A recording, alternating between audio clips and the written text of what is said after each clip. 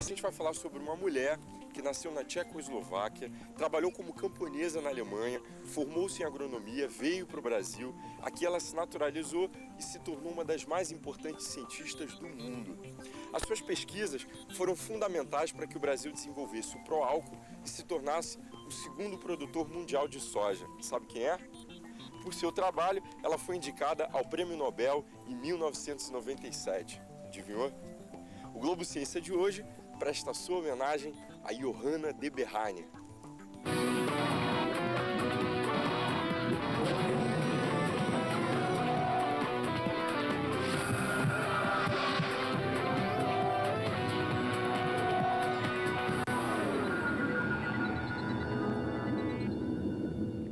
Você já ouviu falar em fixação biológica de nitrogênio?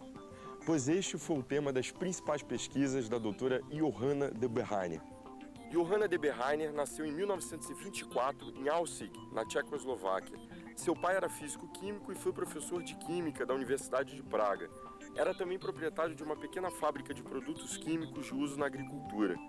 Com o fim da Segunda Guerra Mundial, a população tcheca que falava alemão, da qual a família de Johanna fazia parte, foi perseguida e expulsa do país. Johanna foi para a antiga Alemanha Oriental com os avós. Na Alemanha comunista, trabalhava numa fazenda ordenhando vacas e adubando o solo com esterco.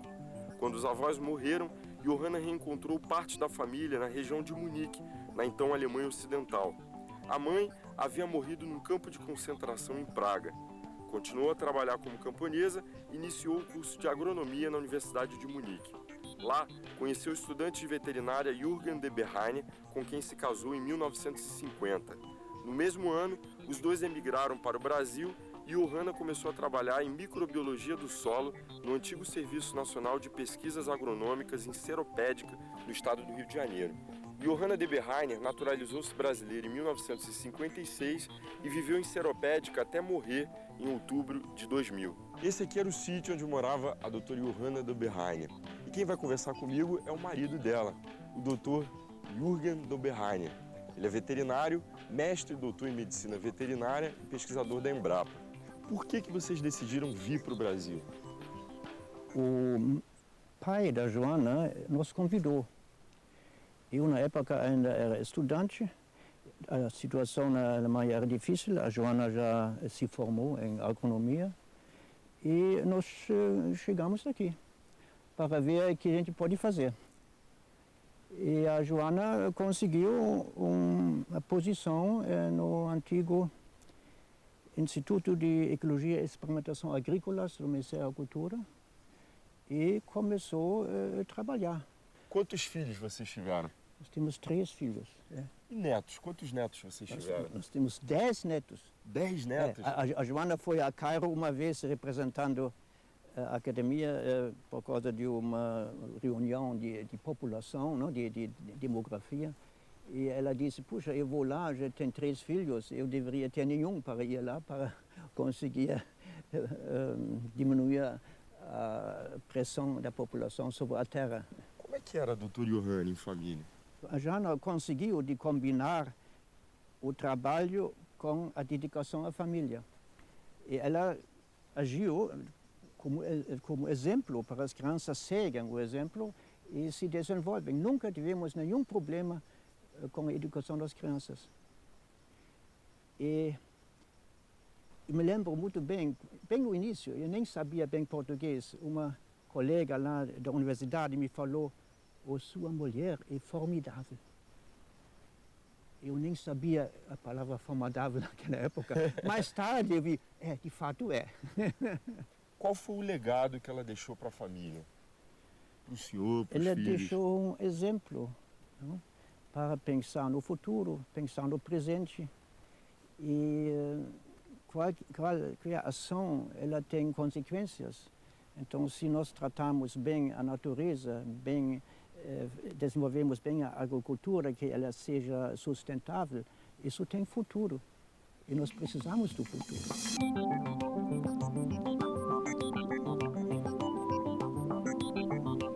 Agora que a gente já sabe um pouco sobre a doutora Johanna, a gente vai conhecer o trabalho dela na Embrapa Agrobiologia. Vamos lá.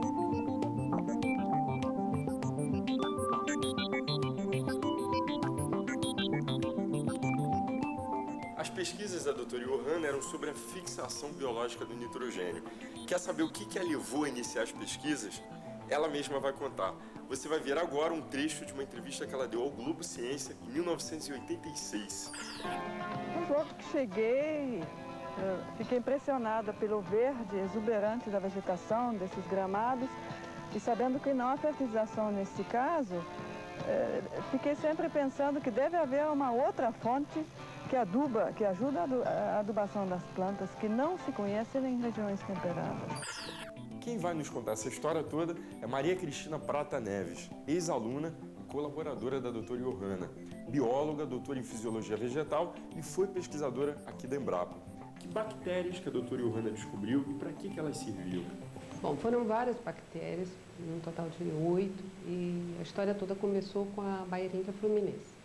Uma das características da doutora Johanna era de dar para as bactérias um nome que tivesse alguma coisa a ver com o Brasil. A bactéria, ela pega o nitrogênio do ar. E aí? O ar tem muito nitrogênio, 90% do ar é nitrogênio. Mas esse nitrogênio é inerte, não serve para nada. Então, esse grupinho de bactérias é capaz de fazer uma coisa que nós não fazemos, que os animais não fazem, que as plantas não fazem, e só essas bactérias e alguns outros grupos de micro-organismos que conseguem aproveitar. As plantas precisam de nitrogênio. E o que elas dão às bactérias? Aí que é a jogada, porque a bactéria, para fazer isso, ela precisa de muita energia. Sozinha no solo, ela precisa de fontes de carbono, matéria orgânica, restos de planta, para pegar o nitrogênio e ter a energia para pegar esse nitrogênio. Agora, junto com a planta faz fotossíntese. Então, a planta pega a energia do sol e aí você tem uma coisa lindíssima, porque tem a bactéria pegando o nitrogênio do ar, a planta pegando a energia do sol, pegando o CO2 do ar e juntando isso tudo num aminoácido. A gente falou de bactéria, carbono, nitrogênio, mas qual foi a grande descoberta da doutora Johanna? Foram as bactérias endofíticas associadas às gramíneas. O que seriam essas bactérias? São bactérias fixadoras de nitrogênio que vivem dentro da planta e que agora, depois de anos e anos de estudo e de muito conhecimento que foi construído em cima dessas associações, estão começando a surgir os primeiros inoculantes. A descoberta da doutora Johanna possibilitou que outras pesquisas? A contribuição da doutora Johanna aqui no Brasil, ela foi maior ainda do que o estudo das associações de bactérias fixadoras de nitrogênio e as gramíneas, porque ela teve um papel importantíssimo na época que se estabeleceu o Programa Nacional de Melhoramento de Soja nesse país. Professora, tem uns objetos aqui que me chamaram a atenção. Por exemplo, esse microscópio. Esse microscópio... Ela usou. Então, você vê um microscópio simples, sem muito recurso, onde a maior parte dos trabalhos foram feitos. Essa máquina de escrever é incrível, porque a doutora Johanna nunca digitou nada no computador, Todos os trabalhos foram datilografados aqui. Ela datilografava muito bem. E toda a obra dela está reunida nesse monte de livros. São quantos volumes? São 12 volumes e aqui estão todos os trabalhos que ela publicou. Então, ela fazia as publicações nas revistas científicas. Maior parte disso aqui está em inglês, porque eram revistas estrangeiras. E esse material hoje em dia, além de estar encadernado, ele também está digitalizado. Professora, muito obrigado pela entrevista. Obrigada.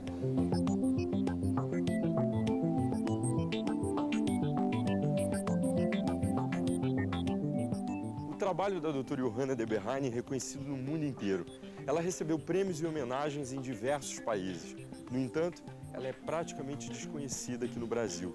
Depois do intervalo, você vai ver como o trabalho dela ajudou a melhorar a sua qualidade de vida e mexeu no seu bolso. Não sai daí não. Fique aí porque a gente volta já já.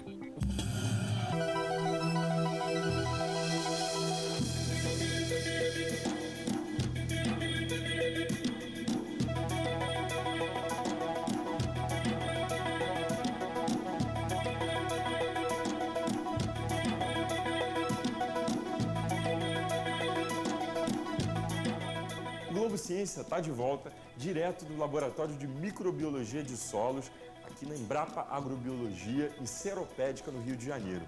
Foi exatamente nesse laboratório aqui que a doutora Johanna de Berhane realizou pesquisas que permitiram que milhares de pessoas consumissem alimentos mais baratos e mais saudáveis. Por isso, em 1978, ela foi nomeada pelo Papa Paulo VI, membro da Academia de Ciências do Vaticano. Você vai ver como o trabalho dela permitiu que o Brasil poupasse milhões, mas muitos milhões de dólares todo ano. E vai ver também que, graças às pesquisas dela, o Brasil tem o menor custo de produção de soja do mundo. Quem vai conversar comigo é Vera Lúcia Divan Baldani. Ela é graduada em Ciências Agrícolas, mestre e doutora em Ciências do Solo e pesquisadora aqui da Embrapa Agrobiologia. A senhora foi aluna e trabalhou, né, com a doutora Johanna. Como é que ela era? Ela era uma pessoa fantástica, exigente, cobrava muito e por isso hoje eu agradeço. Professora, qual a importância, né, do trabalho dela hoje? O trabalho dela hoje, depois desses anos todos, é que hoje a gente pode vislumbrar uma economia muito maior, né? Uma produção de grãos mais sustentável, né? Menos poluente, amiga com o meio ambiente. Então, essa é o legado que ela deixou. Agora, o que eu queria entender é o seguinte: como é que é esse processo de inoculação, né? Quer dizer, de introdução da bactéria numa leguminosa ou numa gramínea? Como é que é? Como é que é o manuseio, né? É com a mão, é com seringa? Tira essa dúvida pra gente. Bom, todo o processo, até chegar à produção do inoculante, todo o processo tem que ser feito de uma forma esterilizada, né? Para que não haja contaminação de outras bactérias dentro deste inoculante, porque a gente só quer a bactéria que a gente selecionou. Só que até chegar aí são muitos e muitos e muitos anos de pesquisa. Mas eu posso mostrar para você como que a gente realiza esse processo. Então, a gente pode ver? Claro. Então vamos. Vamos lá. Bom, primeiramente, temos a bactéria, né? A bactéria que a gente já selecionou, ela fica de uma forma estoque, fica estocada para que quando a gente necessite dela, a gente possa utilizar de uma forma que ela não se contamine. Partindo daqui, nós temos que checar a pureza desta bactéria, colocando em uma placa com um meio rico, sólido, porque a bactéria aqui já estava sem fixar nitrogênio, e aí a gente tem que ver se a bactéria está pura, não tem nenhum contaminante, para ter certeza do que vamos produzir tem uma qualidade. Certo.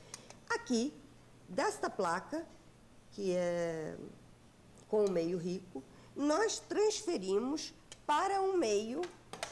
Meio rico, que a senhora fala, é um meio que é rico em nutrientes. Nutrientes. Para ela crescer. Inclusive nitrogênio, porque aqui ela está numa condição que não precisa fixar nitrogênio. Certo? Certo. Daqui, nós transferimos uma colônia para um meio semissólido, para checar se a natureza dessa bactéria continua intacta. Bem, e depois disso? Depois disso, nós utilizamos essa bactéria e colocamos num meio rico, líquido, que é para que possamos produzir o nosso inoculante. Colocamos para agitar, para que a bactéria se desenvolva e tenha muitas e muitas células. Daqui, depois de 24 a 48 horas, aqui ela se torna assim. Isso significa que a bactéria já está crescida.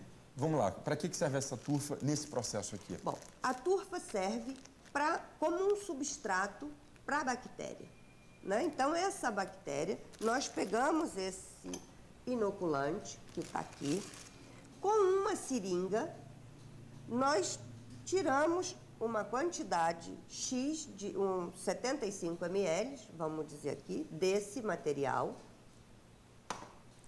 introduzimos na turfa e aí homogeneizamos e colocamos numa estufa por 24 horas, 24 a 48 horas, para maturar. Obrigado pela entrevista. Não é de quê.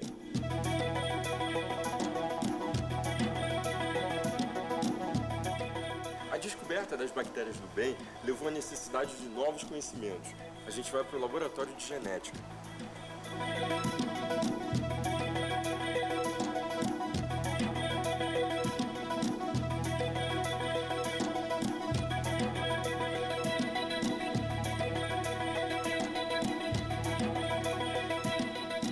Quem vai conversar comigo é José Ivo Baldani. Ele é agrônomo, mestre doutor em ciências do solo e pesquisador aqui da Embrapa. Como é que entra a genética no estudo sobre bactérias? Parte da genética, ela entra desde o início dos estudos que a doutora Joana Doberani desenvolveu aqui no quilômetro 47, desde a época de 1950, né?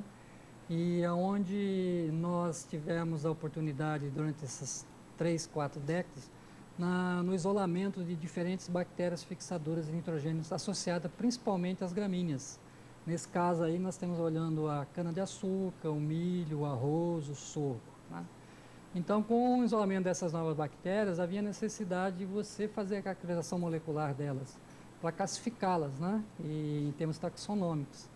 E nessa época, nós não dispomos de nenhum desses instrumentos e ferramentas aqui no Brasil. Então, todos esses estudos eram feitos no exterior, em colaboração. Qual a importância do trabalho da doutora Johanna para o desenvolvimento de pesquisas na área de agronomia? Então, a doutora Joana, ela teve um papel muito importante nessa questão da fixação biológica de nitrogênio na agricultura brasileira, né? Ela tinha uma visão realmente diferenciada em relação à questão de pesquisas na área de fixação e ela se preocupava realmente em desenvolver tecnologias que não agredissem o meio ambiente, né? Então, ela teve o papel dela, foi muito importante, principalmente no caso da questão da soja no Brasil, né?